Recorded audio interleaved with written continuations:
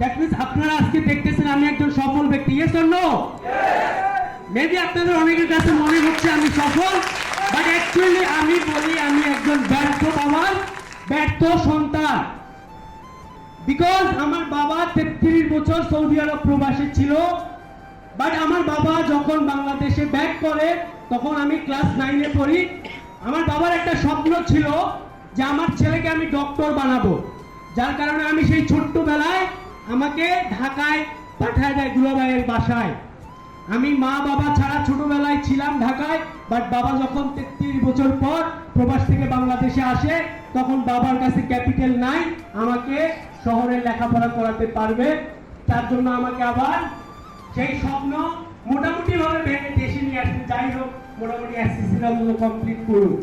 বাবা দেশে এসে 33 বছর প্রবাস করে 10 বছর কিন্তু হার্ডওয়ার্ক প্রোগ্রাম করতে পারে।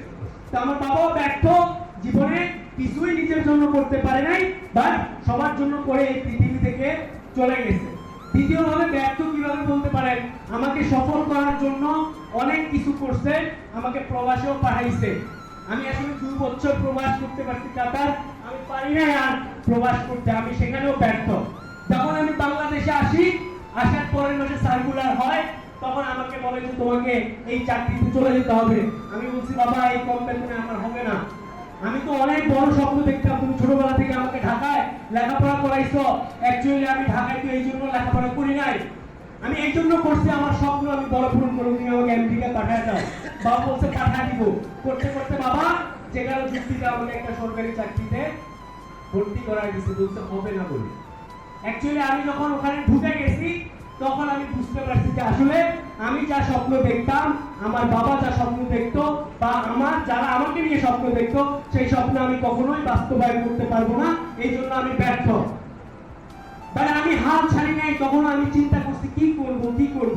অ্যাকচুয়ালি আমি কিছু করার সুযোগ পাই নাই, বা যে কোনো মাধ্যমে হোক আল্লাহর রহমতে আমি আসলে ডিএক্সএর এর সন্ধান পাই চাকরি থাকা অবস্থায় 3 বছর পরে।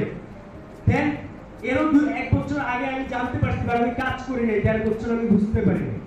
দেন আমি যখন বুঝতে পারছি আমি 3 বছর আগে ডিএক্সএন বিজনেস স্টার্ট করছি সিরিয়াসলি। এবং আমি বলি এখানে আমার আইকন আছেন শাহজাহান হাজী লরি স্যার, এবং এরপরে আমি যদি আমার কোনো আইডল মানি, আমার জন্য আইকন মানি, বাট হয়তো জানে না ওসমান গনি আরমান স্যার আমার একজন আইকন।